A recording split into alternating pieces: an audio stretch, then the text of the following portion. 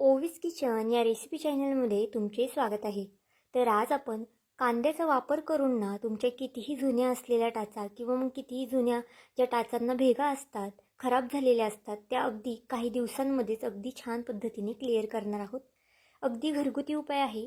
तुमच्या घरामध्ये जे साहित्य अवेलेबल आहे ना, त्याच साहित्यामध्ये आपण ही रेमेडी तयार करणार आहोत. हा व्हिडिओ पाहिल्यानंतर तुम्ही लगेच जरी करायला घेतलं ना, तरी तुम्हाला याचा रिझल्ट नक्कीच भेटणार आहे. आणि काही दिवसातच 4 ते 5 दिवसातच तुम्हाला छान असा रिझल्ट भेटेल. तर चला थोडाही वेळ न घालवता लगेच या छानशा व्हिडिओला सुरुवात करूया. त्याआधी जर चॅनलवरती नवीन असाल तर नक्कीच चॅनलला एक लाईक आणि सबस्क्राईब करून घ्या. आता इथे मी एक कांदा साल काढून घेतलेली आहे. आता इथे मी फक्त टाचांसाठी वापर करणार आहे, दोन्ही टाचांसाठी. तर एक कांदा ना भरपूर आहे, पुरेसा आहे आपल्याला. जर घरामध्ये 2-3 जण असतील आणि त्यांना पण वापरायचं असेल ना, तर तुम्ही एक मोठा कांदा घेतला तरी चालेल. आता कांद्याची साल काढून झाल्यानंतर ना आपल्याला हा कांदा किसून घ्यायचा आहे किसणीने. मोठ्या किसणीने किसा किंवा मग अशा पद्धतीने किसणीने किसला नाही छोट्या तरीसुद्धा चालणार आहे. पाहू शकता अगदी छान असा कांदा आपल्याला किसून घ्यायचा आहे. अगदी झटपट अशी ही रेमेडी तयार होते. अगदी घरातलं साहित्य तुमच्याकडे जे आहे ना त्यामध्येच आपण ही रेमेडी जी आहे ना ती तयार करणार आहोत. कोणतेही जास्तीचं सामान तुम्हाला आणायला लागणार नाही आणि अगदी महागडी वस्तूसुद्धा तुम्हाला या सामानासाठी आणायला लागणार नाही. तर बघा कांदा अगदी छान असा किसून घेणार आहे. आता संपूर्ण कांदा किसून घेते आणि मग तुम्हाला दाखवते. तुम्ही इथे पाहू शकता आपला कांदा जो आहे ना तो किसून झालेला आहे. आता या कांद्याचा आपल्याला रस काढून घ्यायचा आहे. तुम्ही चाळणीत घेऊन सुद्धा रस काढू शकता किंवा मग बघा असं सहज हाताने पिळला ना तरीसुद्धा अगदी सहज कांद्याचा रस निघला जातो. एक 2 चमचे रस निघाला ना तरीसुद्धा चालेल आपल्याला. तर बघा कांद्याचा रस एका प्लेटमध्ये मी काढून घेतलेला आहे. आता यामध्ये आपल्याला अजून काही जिन्नस ॲड करायचे आहे. आता तोपर्यंत एका साईडला बघा मी अर्ध लिंबू कट करून घेतला आहे. अर्ध्यापेक्षा सुद्धा कमी आहे. आता हे लिंबू आपल्याला यामध्ये पिळून घ्यायचं आहे. तर बघा इथे मी लिंबू पिळून घेतलेला आहे. आता जर पिकलेलं लिंबू असेल ना ते घेतलं तरी चालेल, पण इथे माझ्याकडे हिरवं लिंबू होतं त्यामध्ये सुद्धा थोडाफार रस होता, त्यामुळे इथे मी हिरव्या लिंबाचा वापर केलेला आहे. आता लिंबू घातल्यानंतर आपल्याला हे छान असं मिक्स करून घ्यायचं आहे. पाहू शकता कांदा आणि लिंबाचा बघा रस एकत्र केल्यानंतर याचा रंगसुद्धा थोडासा चेंज झालेला आहे, म्हणजेच थोडासा असा गुलाबी रंग झालेला आहे. आता यामध्ये अजून आपल्याला काही जिन्नस ॲड करायचे आहे. अगदी बेसिक जिन्नस घातलेले आहे. तुमच्या घरामध्ये जे अवेलेबल आहेत ना तेच आपण यामध्ये घातलेलं आहे. इथे मी अर्धा चमचा सोडा घातलेला आहे. जो आपला मसाल्याच्या डब्यामध्ये चमचा असतो ना त्याने मोजून अर्धा चमचा सोडा घातलेला आहे. तुम्ही बेकिंग पावडर वगैरे वापरू नका, फक्त आपल्याला इथे सोड्याचा वापर करायचा आहे. आणि अर्धा चमचा इतपत हळद घातलेली आहे. आता बघा जी पावडर आहे म्हणजे जो सोडा घातलेला आहे ना आपण त्यामुळे याला बघा छान असे बबल्स आलेले आहेत. आता पुन्हा आपल्याला हे छान असं मिक्स करून घ्यायचं आहे हळद घातल्यानंतर. तर इथे हे मी ना एक अर्धा मिनिट तरी हलवून घेतलेलं आहे आणि अगदी परफेक्ट असं याचं जे बॅटर आहे ना ते तयार झालेलं आहे. आता हे बॅटर ना एका व्यक्तीसाठी पुरेसं आहे. जर तुमच्या हाताला सुद्धा खूप जास्त असे ड्राय झाले असतील, चिरा वगैरे पडल्या असतील ना तर त्याला सुद्धा तुम्ही नक्कीच वापरू शकता. तोपर्यंत बघा एका साईडला इथे मी कोमट पाणी घेतलेलं आहे. तुम्ही जर तुमच्याकडे मोठं भांडं असेल किंवा मग टप वगैरे असेल ना त्यामध्ये सुद्धा हे पाणी घेऊ शकता. फक्त पाणी कोमट घ्यायचं आहे आपल्याला, थंड पाण्याचा वापर करायचा नाही आहे. आता यामध्ये मी 1 चमचा इतपत मीठ घातलेलं आहे. जे आपण खायचं मीठ वापरतो ना ते घालायचं आहे. आणि यामध्ये बघा कोणताही जो तुमच्याकडे शॅम्पू असेल ना तो शॅम्पू घालायचा आहे. माझ्याकडे इथे क्लिनिक प्लस शॅम्पू होता त्यामुळे मी तो घातलेला आहे.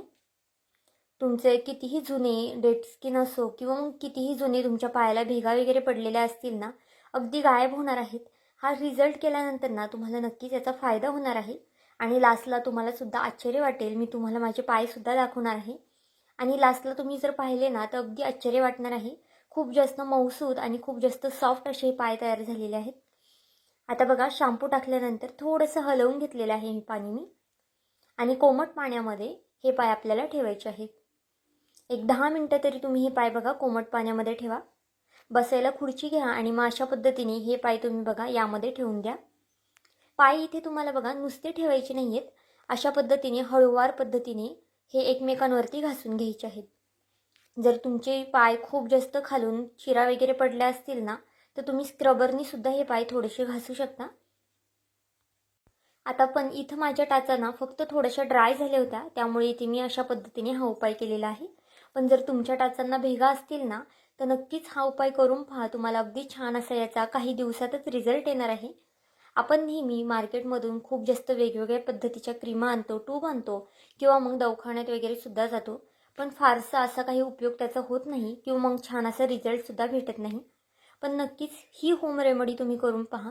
तुम्हाला याचा छान रिझल्टसुद्धा भेटेल आणि अगदी घरगुती पद्धत आहे. तुम्ही संध्याकाळची ही रेमेडी करू शकता किंवा मग दुपारची वगैरे सुद्धा करू शकता. आता बघा 10 मिनटं हे पाय मी अशाच पद्धतीने हळूवार पद्धतीने चोळून घेते आणि 10 मिनटं झाल्यावर बघा पाय इथे मी काढून घेतलेले आहेत आणि कोरडे करून घेतलेले आहेत. यामुळे तुमची जी पायावरची डेड स्किन असते ना, ती सुद्धा रिमूव्ह होते. आता बघा आपलं जे बॅटर ठेवून घेतलं होतं ना, ते सुद्धा अगदी परफेक्ट असं तयार झालेलं आहे. आता बुडबुडे सुद्धा बॅटरमधले बघा कमी झालेले आहेत पहिल्यापेक्षा. आता स्वच्छ असा पाण्यातून पाय काढल्यानंतर बघा मी पुसून घेतला होता आणि अगदी या पद्धतीने तुम्हाला हे चोळून घ्यायचं आहे.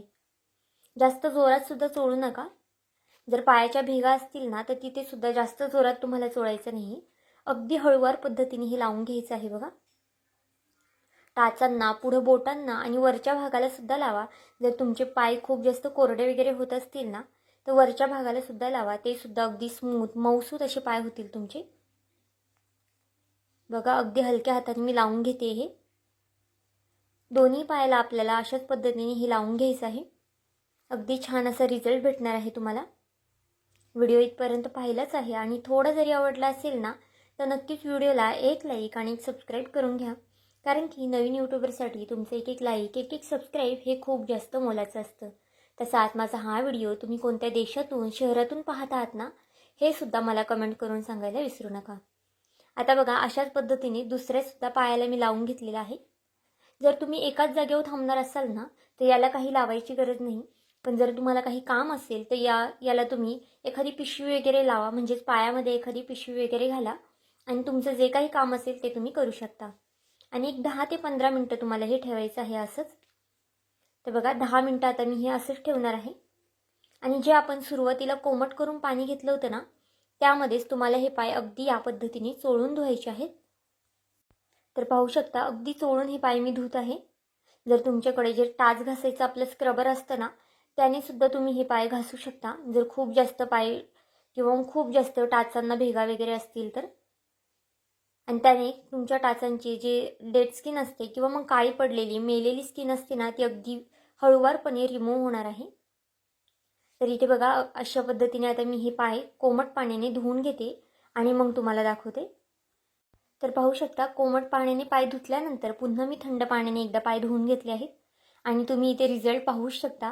पहिले माझ्या टाचात ना खूप जास्त ड्राय होत्या, कडक झालेल्या होत्या आणि थोड्याशा आहेत ना अशा आगागसुद्धा होत होती. पण आता बघा अगदी सॉफ्ट अशा टाचा झालेल्या आहेत आणि हा पहिल्यांदाच केल्यानंतर इतका छान रिझल्ट आलेला आहे. जर अजून 2-3 वेळा मी जर केलं ना, तर अगदी छान असा रिझल्ट मला सुद्धा भेटणार आहे. नक्कीच एकदा ट्राय करून पहा. तुमच्या घरगुती आणि घरातल्या साहित्यापासून हा उपाय तयार होणार आहे. त्यामुळे नक्कीच एकदा थंडीमध्ये नक्कीच वापरून पहा. तर आजचा हा व्हिडिओ तुम्हाला कसा वाटला मला हे कमेंट करून नक्की सांगा. आणि चॅनलवरती नवीन असाल तर चॅनलला एक लाईक आणि एक सबस्क्राईब करायला विसरू नका. पुन्हा भेटूया आपण अशाच एका नवीन व्हिडिओमध्ये. तोपर्यंत बाय.